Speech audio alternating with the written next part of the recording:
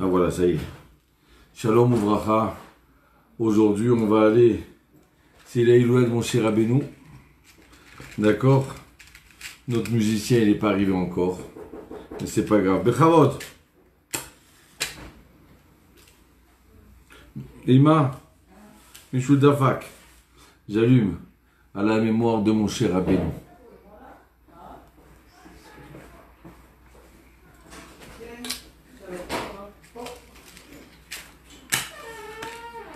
Voilà. La mémoire de mon cher Rabbeinu. Hein, s'il n'y avait pas mon cher Rabbeinu, on ne serait pas là, Bichlal. D'accord? Si on est tous là, le Ham Israël, chaque juif, c'est grâce à mon cher Rabbeinu. Alors on va parler de 3 points importants. Mon cher Rabbeinu, les mitzvot de Purim, d'accord? Et tout cela, c'est à la mémoire de notre cher Baruch Claude Ben Soussan.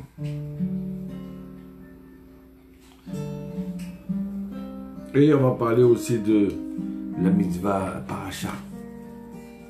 Alors j'ai 2-3 histoires extraordinaires à vous raconter. Je suis content que je suis avec vous. Azbechavod, t'as sais que ça t'aisait. Voilà, il est arrivé. Il va nous faire un peu de musique et on va démarrer. Chavod.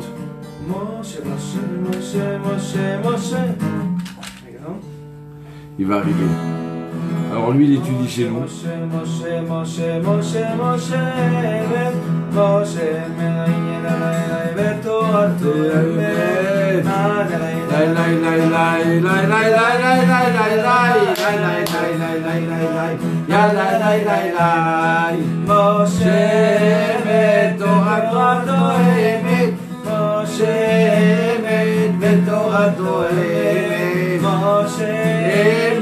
ותורתו אמת, משה אמת, ותורתו אמת. איי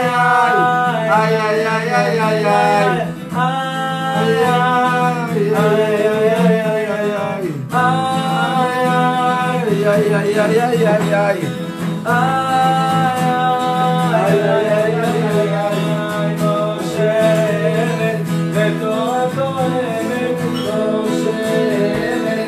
תורתו אמת, משה אמת, ותורתו אמת, משה אמת, תורתו אמת. היי צמה צמה צמה צמה לך נפשי, כמה כמה כמה כמה כמה לך בשרי. היי צמה צמה צמה צמה לך נפשי, כמה כמה כמה כמה כמה לך בשרי. איי איי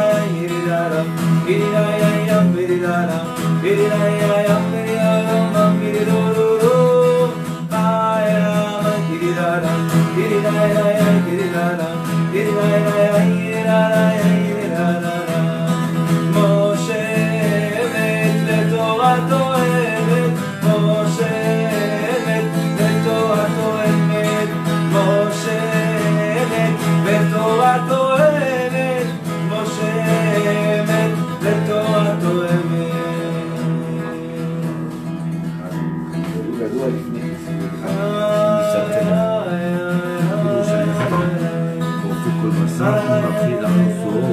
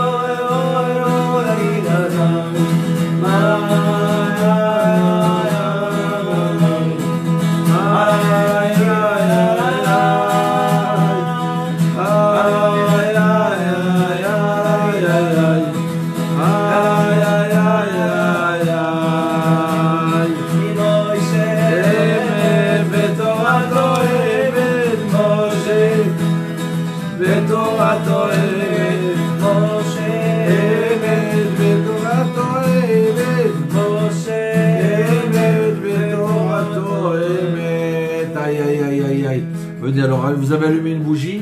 Vous avez pris le temps d'allumer une bougie. On va mettre un peu de vin. Karbishvicha, les Karbishvili. On va faire les Chaim. Puisqu'on rentre dans le mois d'Adar. C'est le mois de la Simcha. C'est le mois de la joie. Et tout ça encore. Secours.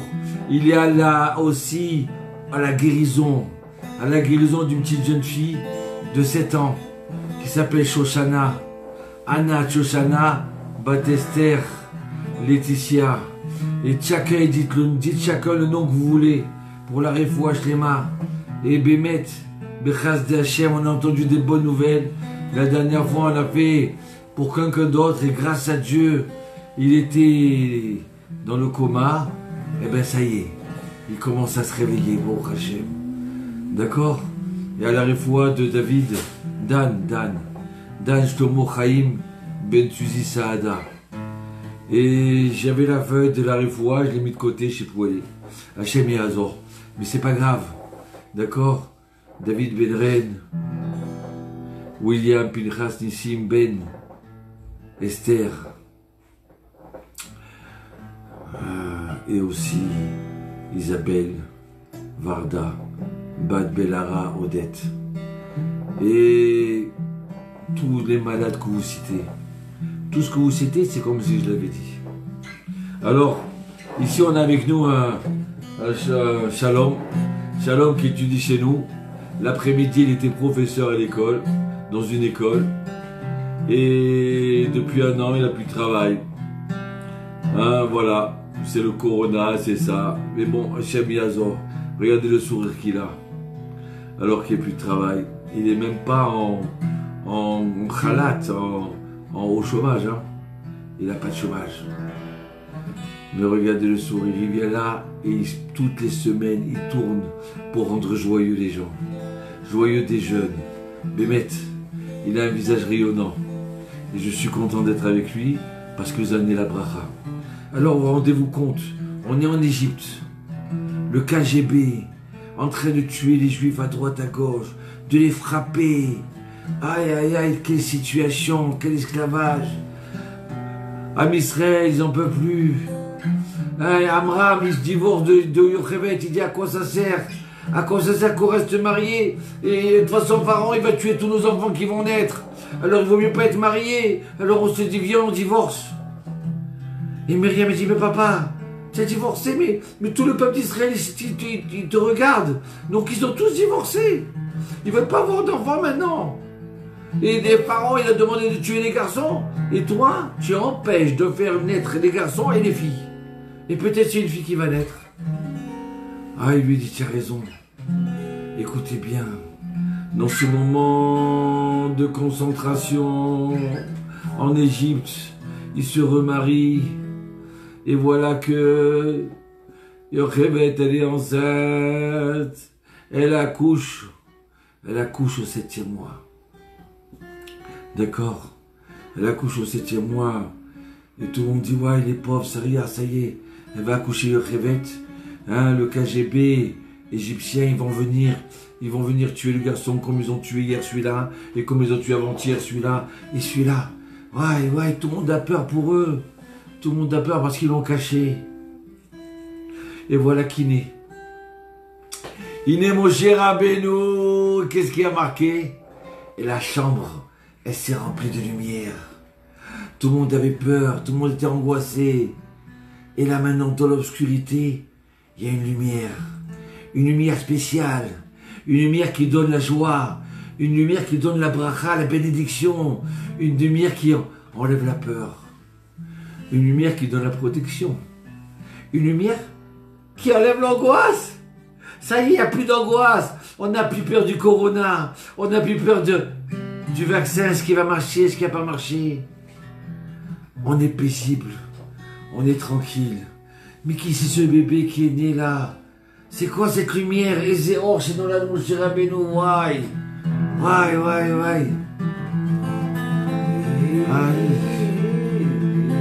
Ezéor, quelle lumière. Comme la lumière de la création du monde. Ils ont vu ça, c'était pas l'EDF, c'était autre chose. C'est une lumière qui vient de notre monde. Moshe,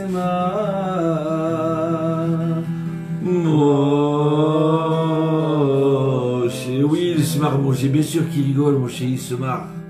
Il se marre, ça veut dire, il était joyeux, Moshe. Et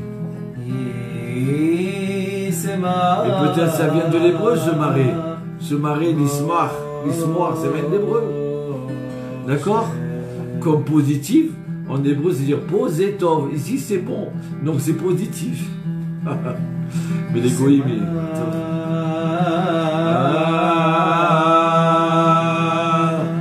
Aïe, Moshe,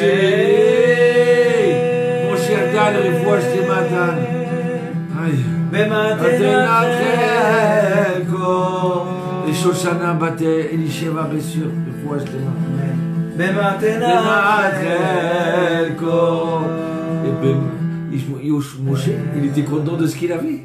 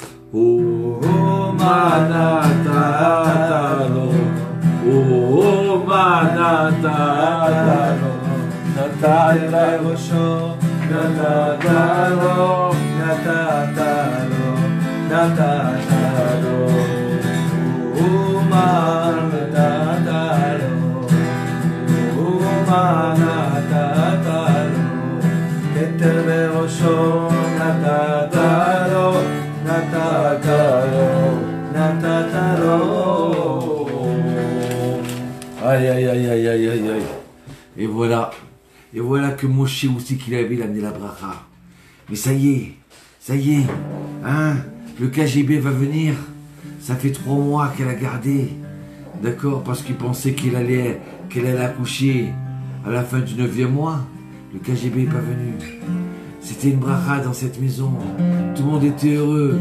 On sentait que ce bébé, c'était quelque chose de spécial. Mais bon, on ne peut plus le garder. Alors Yocheved, elle prépare un petit berceau. Un berceau, d'accord, avec du bitume autour. Elle le met comme ça, au bord du Nil. Et voilà qu'il avance. Il avance comme ça jusqu'au bord du Nil. Et à ce moment-là, la fille de Pharaon, alors que Pharaon est en train de tuer tous les garçons juifs, comment on peut être? Hachem il dit, ah, Pharaon, toi tu veux tuer tous les garçons, moi je vais t'apprendre. Et là, elle entend un bébé qui pleure. Mais c'est quoi ce bébé? Mais c'est une drôle de voix. C'est pas un bébé, il a une voix d'adulte, une voix de jeune fille. Il pleure pour tout le peuple d'Israël, cet enfant-là. C'est pas un bébé, c'est quoi ça? Oui, déjà bébé, mon cher Rabbeinu, il pleurait. Il pleurait pour la maman, pour le papa, pour les personnes âgées, pour ceux qui sont en deuil, mais pour ceux qui sont malades, qui ont mal. Ils ont mal de douleur. Moshe, il pleure. Et là, la fille de Pharaon, elle peut pas. Elle essaie de se boucher les oreilles. Mais elle peut pas, je peux pas. Il pleure trop durement. Je peux pas, il faut que je l'attrape. Mais il est trop loin. J'arriverai pas à l'attraper dans le Nil. Il est de l'autre côté. Et voilà la fille de Pharaon étend son bras. Et son bras, il se rallonge. Aïe, aïe, aïe, aïe, non, c'est pas l'X-Men. Son bras, il se rallonge. Il grandit jusqu'à qu'il arrive au berceau. Et elle prend le berceau là. Et à ce moment-là, la fille de Pharaon, elle veut se convertir. À ce moment-là, elle ressent la doucha de Moshe Rabbeinu. Aïe, aïe, aïe. Elle ne peut pas rester comme ça. Je veux participer avec ce peuple. Je veux faire partie de ce peuple d'Israël là. Moshe, il arrive dans les bras de la fille de Pharaon. Et Dieu lui dit, ah, tu abandonnes la richesse, ta fille de Pharaon? Tu abandonnes le kavod? Tu abandonnes ton papa, Hitler? Eh bien, je vais te donner mon nom. Tu vas être la fille de Dieu, Bathia. Et voilà que Moshe grandit chez Bathia. Il grandit dans le palais de Pharaon. Et là, Dieu rigole. Et dis-toi, Pharaon, tu sais de tuer les garçons. Mais moi, je vais faire naître le délivreur, le Mashiach, le Messie du peuple d'Israël dans ta maison. Pas seulement dans ta maison, avec ton argent, avec ta patience. Pas seulement avec ta patience, il va grandir dans tes bras. Dans tes bras, mon cher Rabbeinu. Aïe, aïe, aïe. Vous savez quoi, Moshe? Jusqu'à un tel point que Moshe, quand il était bébé, il avait 2-3 ans, il prend la couronne de Pharaon et il la met sur sa tête. Et tout le monde dit, ouais, mais c'est quoi ça? C'est pas possible. Sur sa tête. Mais peut-être que c'est lui. Peut-être que c'est lui le juif qui veut prendre ta place. Alors Pharaon dit, mais non, mais viens on fait une expérience. On va lui mettre des pièces d'argent. Voilà les premiers antisémites. Hein, pour pousser que soi-disant les juifs, ils aiment l'argent. Et on va lui payer un plat de charbon. D'accord, on va voir d'où il va se servir. N'importe quel enfant, il va mettre sa main sur l'or et pas sur le charbon. Antisémites que vous êtes. Hein, vous n'aimez pas ceux qui sont bien pour vous. Ceux qui vous apportent le bonheur. Hein, vous détestez ceux qui sont bons avec vous, les bons juifs. Et vous aimez les meurtriers. Et vous aimez les autres qui vous haïssent. Hein? C'est ça l'antisémitisme. C'est dommage pour vous. Et voilà que c'est normal que ce bébé il va mettre sa main vers l'or et pas vers le feu. Il a trop peur. Donc à ce moment-là, dès qu'il va mettre sa main vers les pièces d'or, ça y est, il va être puni de mort. Mais d'un seul coup, Hachem, il ne peut pas laisser le délivreur du peuple d'Israël. La chance du peuple d'Israël, il ne peut pas la laisser mourir. Donc l'ange Gabriel, il vient, il descend du ciel.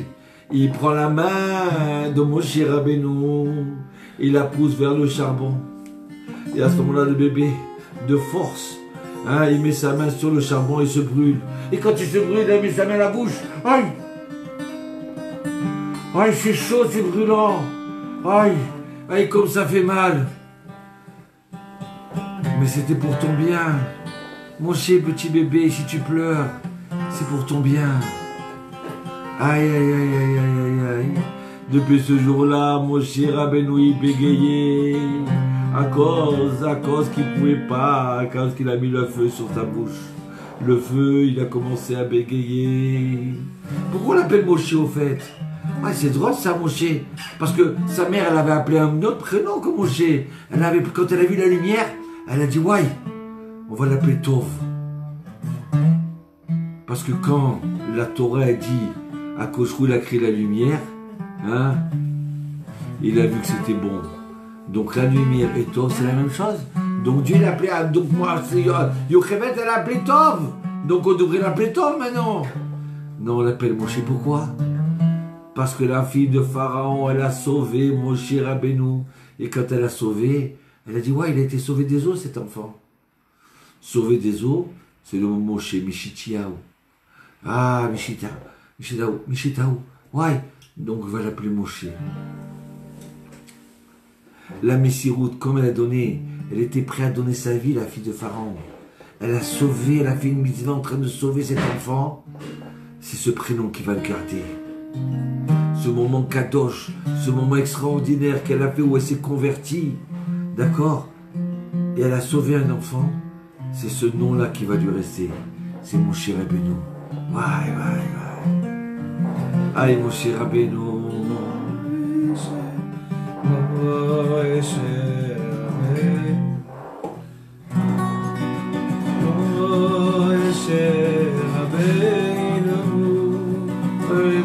Rabbeinu. Yoy Moshe Rabbeinu. Oy amod besfila. Moshe prie pour nous. Amod Moshe prie pour nous. Et pour la désodération là d'aujourd'hui.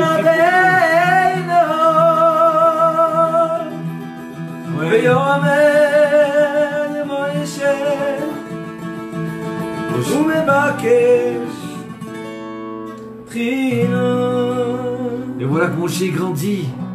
Il est bien dans le palais du pharaon. Il est nourri, logé, il joue au golf. Hein? Il écoute toutes les musiques. Tout le monde est autour de lui, tout le monde est Moshe. Mais Moshe, il y a quelque chose qui le dérange. Il entend des gens qui pleurent dehors. Non, non, reste ici, ne sors pas dehors, ne veux pas voir cela. Mais Moshe, il va sortir vers ses frères. Dès qu'il a grandi, il n'a pas grandi pour s'acheter des Nike. Il n'a pas grandi pour s'acheter la dernière guitare, la dernière moto, la voiture, non. Il a grandi, il est sorti voir ses frères. Aïe, aïe, aïe, aïe, aïe, Baïrou, sur le table. Il a vu comment il souffrait, ses frères. Il allait comme ça vers chaque juif qui recevait des coups et qui s'écroulait. Il venait vite à sa place. Donne-moi, donne-moi, je porte, moi. Laisse-moi recevoir, moi, des coups. Et le juif lui dit, mais non, toi, tu es un prince. Laisse-toi, non, je veux être à ta place. Repose-toi. Moi, je vais porter la pierre. Laisse-moi, je porte. Aïe, aïe, aïe, il voulait aider tous ces juifs-là. Aïe, aïe, aïe, aïe, aïe. Et voilà qu'un jour, il voit un Égyptien en train de frapper un juif. Non, non, je suis pas d'accord. Mais tu vas perdre ta place, mon cher. Tu es bien au chaud en plein hiver, chez Pharaon. Tu es nourri, logé, tu es l'homme le plus heureux du monde. Qu'est-ce que tu vas faire là? Et là, Moshe, il dit un nom kadosh. Parce qu'il faut savoir que quand il a vu la souffrance de ses frères, alors à ce moment-là, il est venu un ange, un malard, un des plus grands malards. D'accord? Il est venu du ciel. C'est pas Yohané parce qu'il n'était pas encore là. Donc le plus grand ange, il descend du ciel, il a commencé à apprendre la Torah, Moshe Rabbeinu. Ah, toi Moshe, tu participes à la souffrance du peuple d'Israël. Ah, tu penses pas à ton lit. Tu veux dormir par terre parce que l'homme Israël souffre. Moi, je vais t'enseigner la Torah. Et il lui a enseigné tous les secrets. Tous les secrets. Donc, quand il a vu cet Égyptien, il a dit un nom, d'accord, qui commence par le Kaf. Et après, il a comment après une autre lettre. Et après, un Tav. D'accord? Et il a tué l'Égyptien. Il a regardé avant que de rien sortait de bien de lui. Il ne va pas sortir un juif de lui. Il ne va pas sortir un non-juif qui fait du bien au monde. Zéro de bien, c'est celui-là. C'est cet Égyptien. Donc alors il a tué. Et voilà. Que Moshe Rabbeinu, il doit se sauver parce que maintenant tout le monde est au courant. Hein, que c'est lui qui a tué, ils veulent le tuer. Il attrape Moshe Rabbeinu, ça y est. On a compris que c'est toi qui veux délivrer le peuple d'Israël. Donc alors, ils vont lui faire la guillotine, ils lui coupent la tête. Et là, quand ils lui coupent la tête, tous les anges en train de pleurer. Hachem Itbarach, c'est le seul qui peut sauver le peuple d'Israël. C'est le seul qui peut donner la vérité au monde entier. Et quand le sabre il est tombé, son cou est devenu de marbre. Et le sabre il s'est cassé. Tout le monde a eu peur. Et Moshe il s'est sauvé à Midian. Aïe, aïe, aïe, aïe, aïe. Moshe est sauvé à Midian. Je raccourcis parce que vous connaissez l'histoire. Mais Moshe Rabbeinu, regardez ce qu'il dit. Le livre là, ce Kadosh, c'est pour ça qu'il n'y en a que l'habitude de faire un repas ce soir. Venez, on fait les chaïm. Bochata Adonai, Eloheinu melech haolam boré perek gefen. Sans Moshe, le peuple d'Israël ne s'est pas sorti d'Égypte. Moshe était tellement grand, tellement fort, qu'il est arrivé à amener un peuple d'esclaves, d'accord, en 49 jours à recevoir la Torah et devenir des gens nobles. Moshe Rabbeinu, il a transmis la Torah au peuple d'Israël et au monde entier. Moshe Rabbeinu, il est arrivé à sauver 20% du peuple d'Israël, alors que personne ne voulait sortir d'Égypte. Moshe Rabbeinu, pendant 40 ans, Dieu lui dit, vas-y, ils ont fait le veau d'or, allez, je tue tout le monde, et toi, tu vas devenir le nouveau peuple d'Israël. Moshe, ça y est, ses enfants, ils vont devenir les plus grands rabbins d'Israël, tout va descendre de lui. Moshe dit, non, Hachem, efface-moi de ton livre. Je ne veux pas. Je veux que ce soit ce peuple-là. Ce peuple à la nuque dure, je veux que ce soit lui. C'est pour ça qu'on chante le chant. Il se marre Moshe. Il était content Moshe de sa part. Il n'a pas cherché la part du peuple d'Israël. Il a voulu sa part. Vous comprenez? Si nous on est là, si on est des humains, on est des hommes. D'accord? Tout ça c'est grâce à Moshe Rabbeinu. Donc il y en a qui jeûnent demain. Il y en a qui étudient demain toute la journée. Il y en a qui étudient toute la nuit ce soir. Comme chez nous, là ici à la Yeshiva. Ils vont étudier. Et sachez que il y a une étude spéciale pour les femmes qui n'arrivent pas à tomber enceintes. D'accord? Donc alors, envoyez-moi les noms pour les femmes enceintes, qu'on va prier pour eux. J'ai pris des rabbinimes que j'ai payés pour qu'ils étudient toute la journée demain et qu'ils jeûnent. Pour elles, ces femmes-là. Ces femmes-là, qu'elles soient, si Dieu veut, elles aient un bébé dans leurs mains. Donc alors, c'est sûr et certain que c'est la plus grande Iloula. Le plus grand des raves. Il y a marqué que le plus grand prophète qui c'est Moshe Rabbeinu. Donc Moshe c'est le plus grand des grands. Si on doit faire une Iloula, si on doit parler, mitzvah de parler de lui, de Moshe Rabbeinu, mitzvah d'écouter sur Moshe Rabbeinu. Puisque tous les grands, puisque je n'ai pas le droit de dire, puisque Rabbi Meir Balanès, et bien sûr même lui, Rabbi Meir, il nous dirait, même tous les prophètes, ils nous diraient que c'est Moshe le plus grand. Yalla, bonne Hachir, yalla.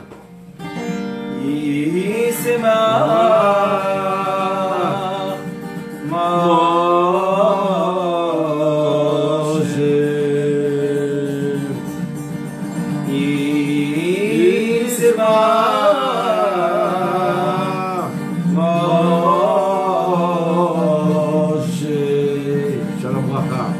Une bonne santé. C'est ma Moshe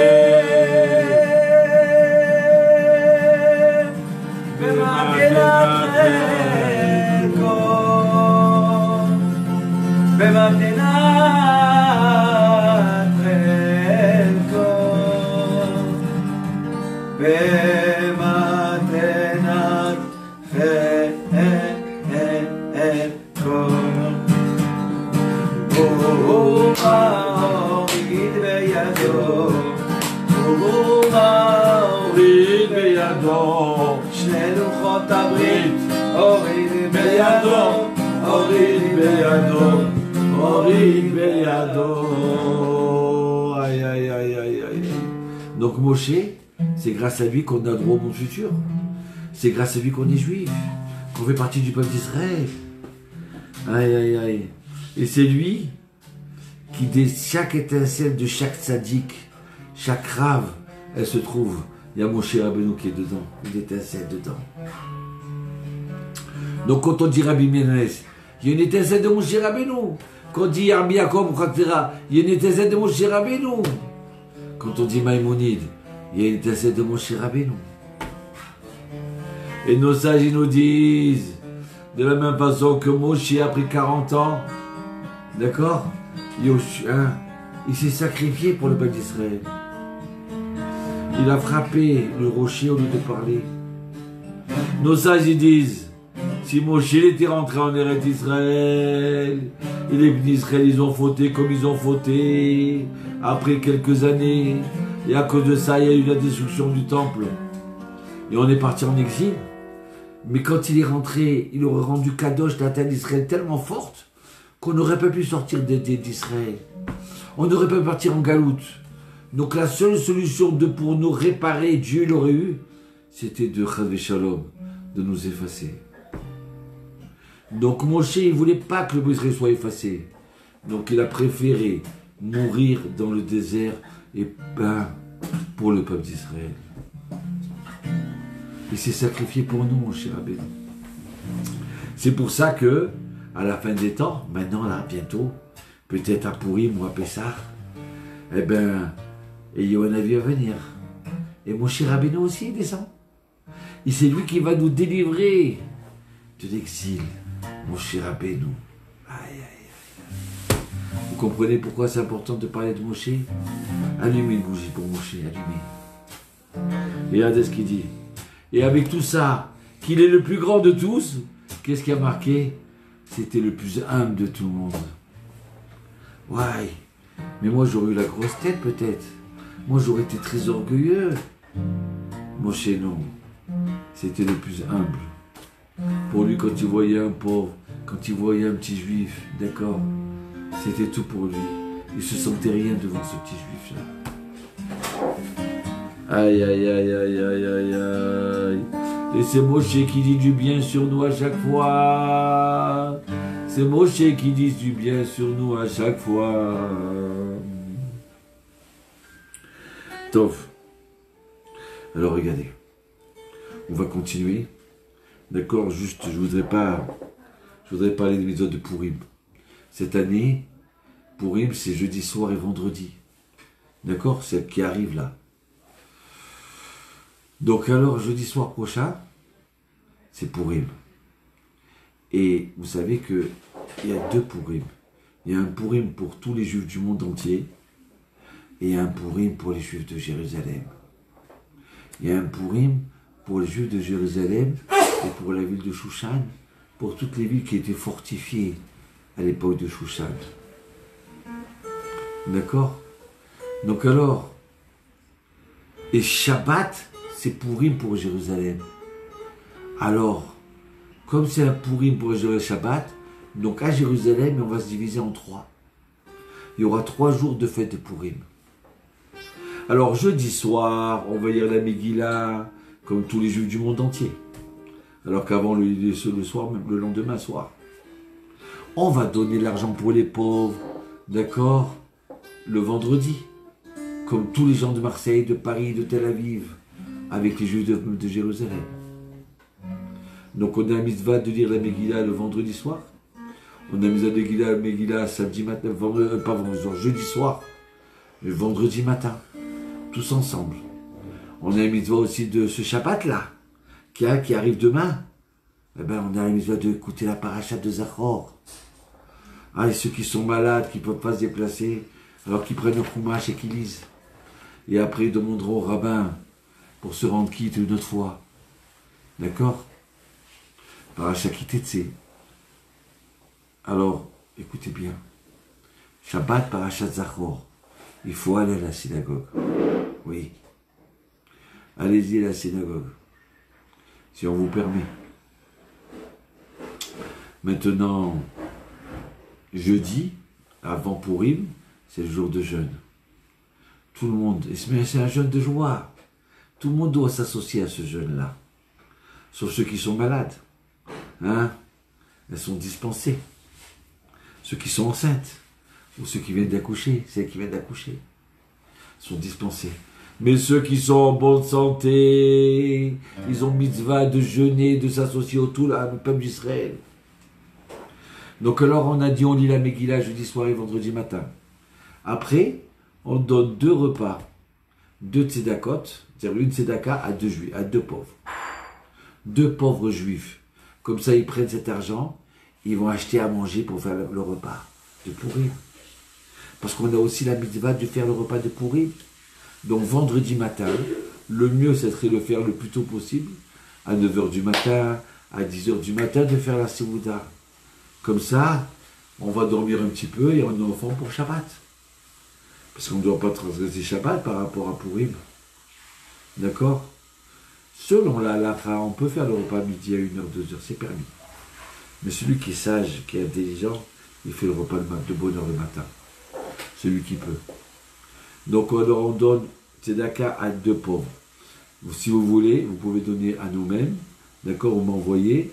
Et vous m'envoyez, voilà, j'ai envoyé 100 € ou 10 € ou 5 €. 2 pauvres, le mieux c'est de donner un repas pour chaque pauvre. D'accord? Mais le minimum de la mitzvah, c'est de donner un petit peu. 1 €, 50 centimes pour chaque pauvre. Mais au lieu de il y a un autre mitzvah aussi, ça s'appelle Mishloach Manot. Mishloach Manot, ça veut dire on va distribuer 2 mets à un juif. Ou une juive va donner 2 mets à une juive. Ça veut dire qu'il peut y avoir un makoud et un yo-yo. D'accord? Ou un poulet cuit avec Une soupe? Non, pas une soupe. Un poulet cuit avec un rôti. Donc on met 2 mets, sucrerie ou autre. Ou alors un paquet de bamba et un paquet de gaufrettes aussi. Alors nos sages, ils disent, c'est vrai que tout ça, c'est fait pour créer l'union dans le peuple d'Israël. Parce que Esther, elle a dit, tu veux que moi je me sacrifie, que j'aille parler à Achashvérosh, alors que Haman, il veut détruire le peuple d'Israël. Alors quoi? Alors réunis le peuple d'Israël, réunis. Toi, Mordechai, si le peuple d'Israël il est uni, on va gagner. Et c'est comme ça qu'on a gagné, parce qu'il était uni. Donc, Mishlo Armanot, c'est pour créer l'unité dans le peuple d'Israël. Et nos rabbins ils disent qu'on dépense beaucoup d'argent pour les Mishlo Armanot. Mishlo Armanot, c'est 2 mets par personne, pour une personne, ça suffit. Et nous, on donne à 20 personnes. Et aux pauvres, on va donner 1 euro. Nos rabbins ils disent, vous voudrez mieux faire le contraire. Dépenser plus d'argent pour les pauvres et dépenser moins d'argent pour les autres à distribuer. D'accord, bien sûr que c'est bien de donner à sa belle-mère, c'est bien de donner à sa belle-fille, c'est bien de donner à son... D'accord.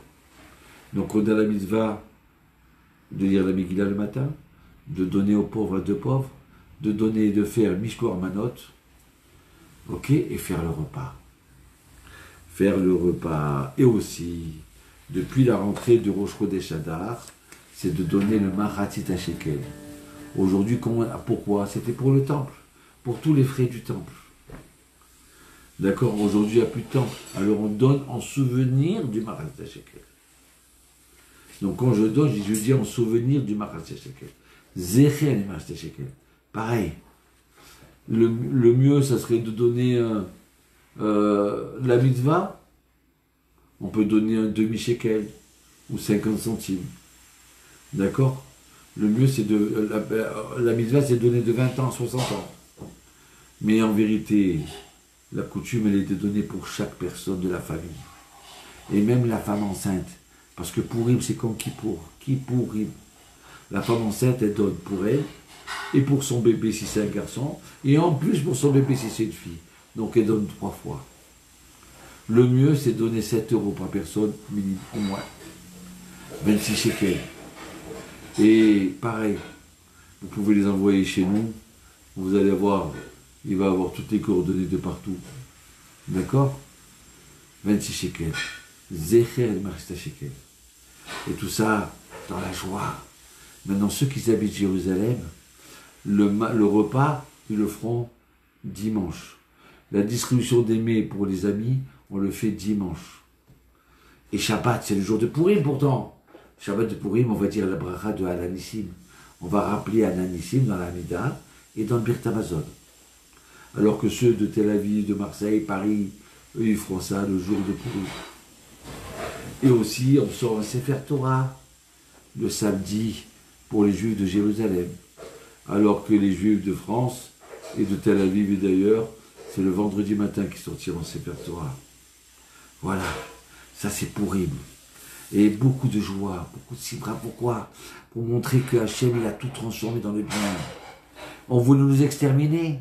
Ce mois d'Adar, ça devait être le mois le plus dur de notre vie, de l'univers. Et c'est devenu le mois le plus joyeux. Quand il rentre le mois d'Adar, on rentre la joie. Et écoutez ça, Bémet. On va voir combien il nous reste de temps. Il nous reste 10 minutes. Un quart d'heure. Revacha, Boksat Musica, Vezéou. Un peu de musique. Okay. Allez, on va un peu de Pourim. Et après, on va parler. Aïe, aïe, aïe. Allez, Simré. Alors, on répète. N'oubliez pas de jeûner. Zerimata Shekel, lire la Megillah. D'accord? S'il y a des gens, moi j'ai une Megillah à vendre, c'est là qu'ils sont intéressés. À Jérusalem. Le matériel. Marbi, Besibra. Miché.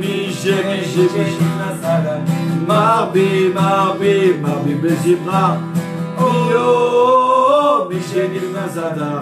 Oh, Marbi, Besibra. Oh, Miché, Nilnazada. Oh, Marbi, Besibra. Besimra, et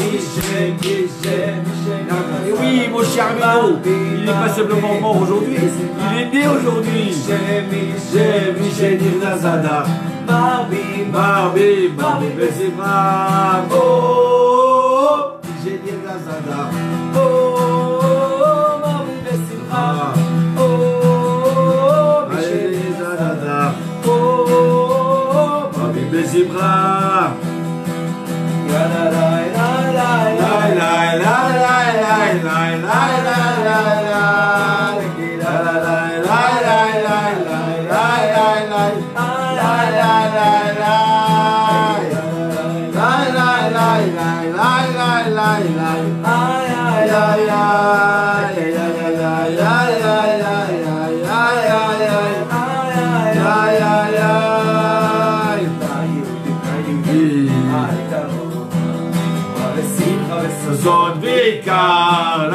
la Yodi. Bonne santé, qu'Hachem vous protège. כן תהיה לנו אור שמחה וששוניקה כן תהיה לנו אור שמחה וששוניקה כן תהיה לנו אור שמחה וששוניקה כן תהיה לנו אור שמחה וששוניקה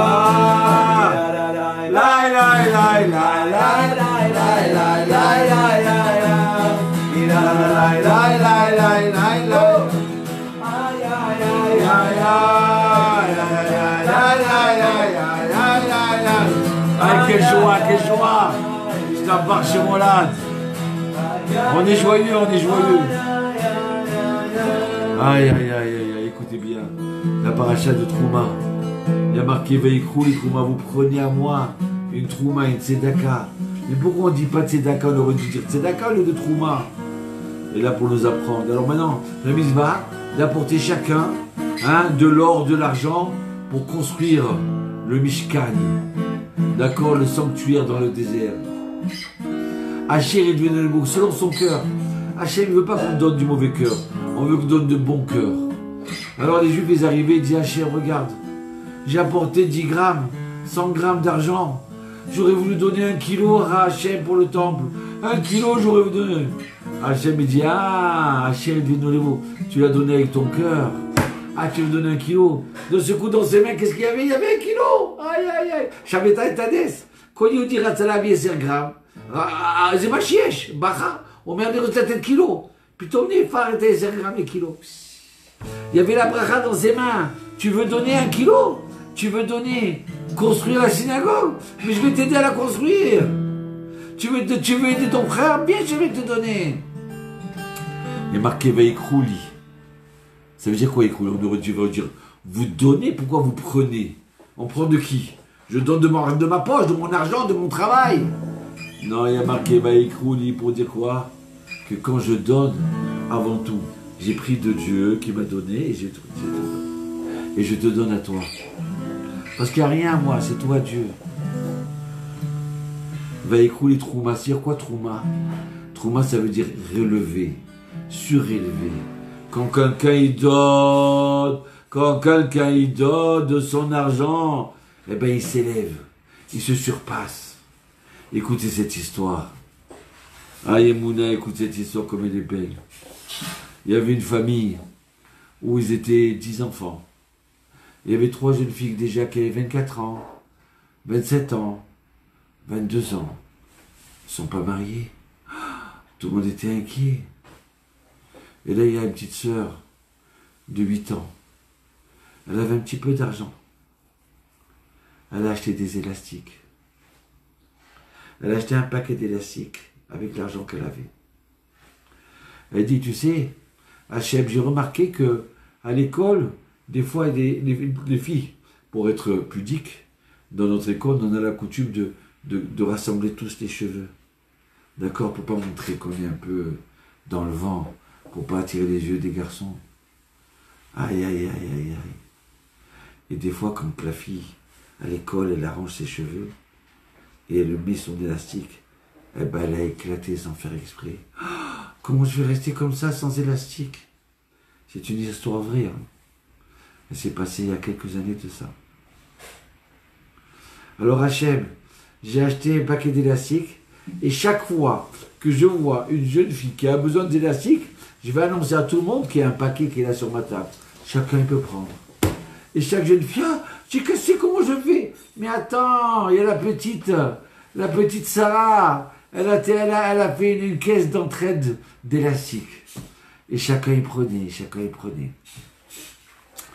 Et voilà qu'au bout de quelques temps, peut-être ça a duré 3 semaines, un mois et demi, quand le dernier élastique, il s'est terminé de la boîte, ce jour-là, elle rentre à la maison. Et on attend une nouvelle.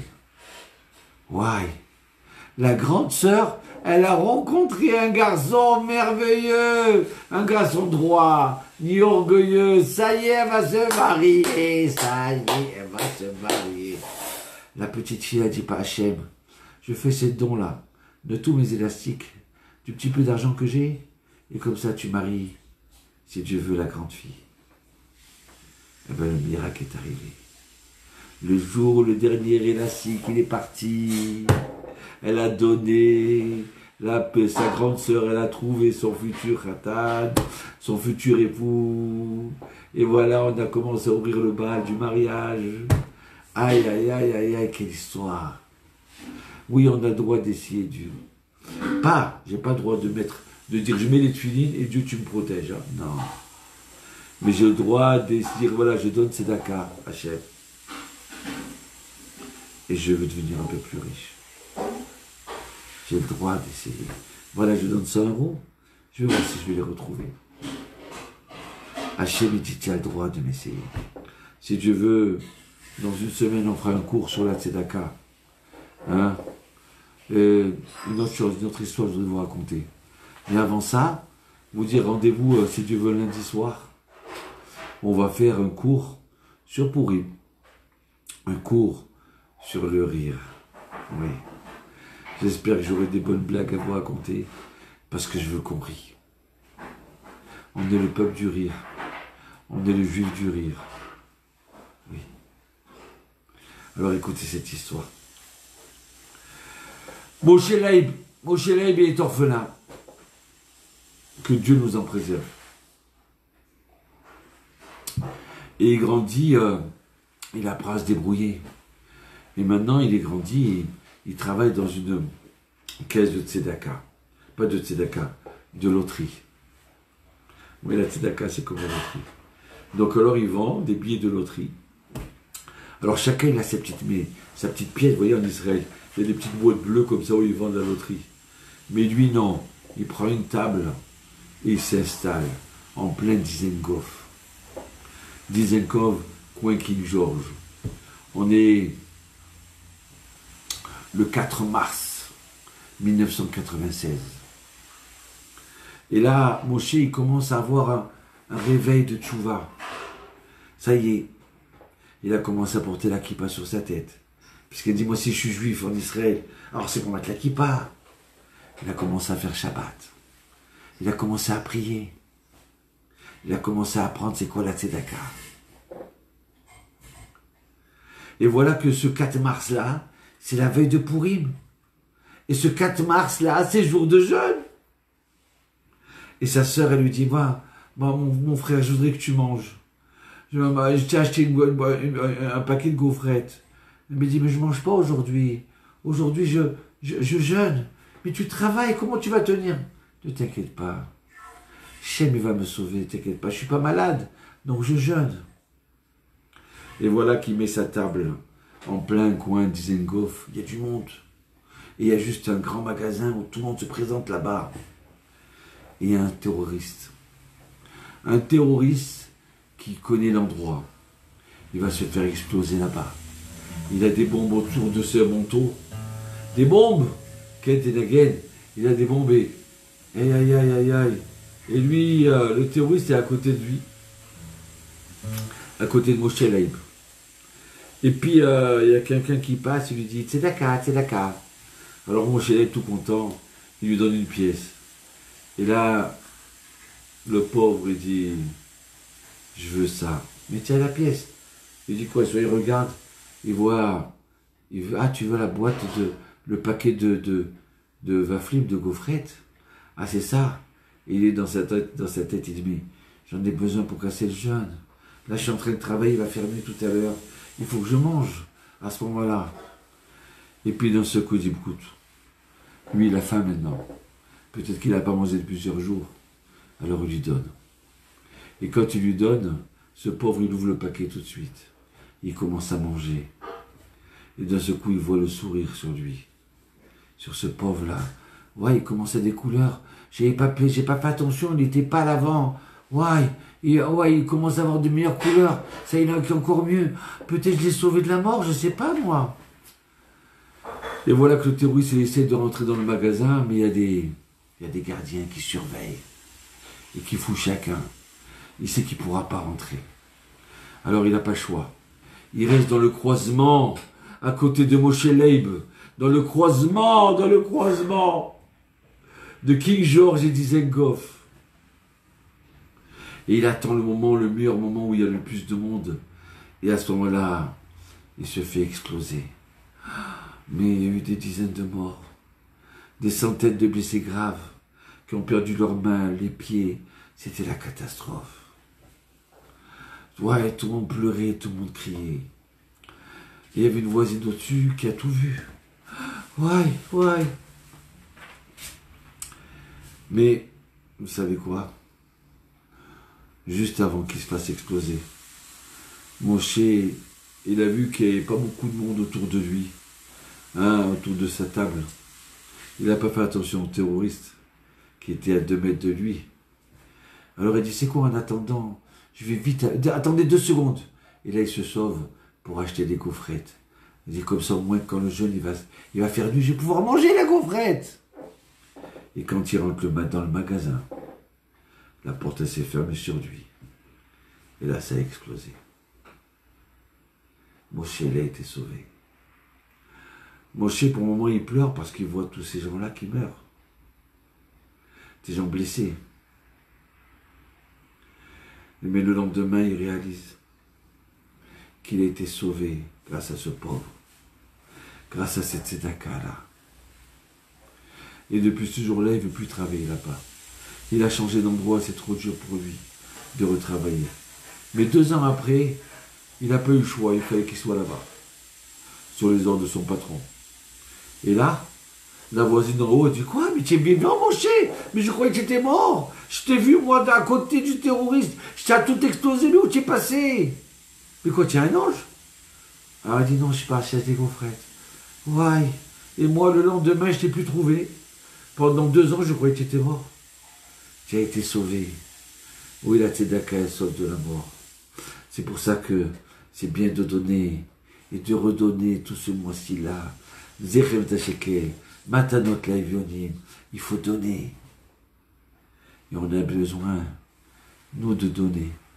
Et je peux donner que si vous me donnez. Donc j'ai besoin de vous. Vous pouvez donner dans d'autres associations en France, en Israël. Vous allez recevoir. Et si vous ne recevez pas, entrez dans notre site. Torah 26, T-O-R-A-H, 2626.fr. On vous souhaite une bonne parashat Zachor, un bon Shabbat, beaucoup de joie, beaucoup de bonheur, qu'Hachem vous protège et qui vous sauve et qui donne la guérison, Bémet à tous les malades, d'accord, à ces petites filles, et qui vous protège. Amen. Et Traot. Merci d'être avec nous et partagez. Allez, musique, abonnez-vous en musique. On termine en musique.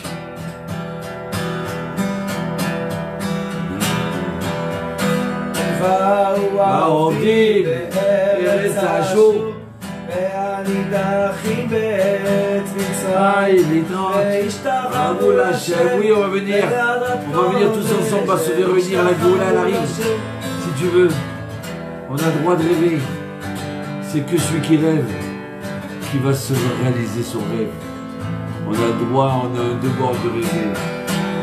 On n'a pas le droit de faire des cauchemars. Au revoir.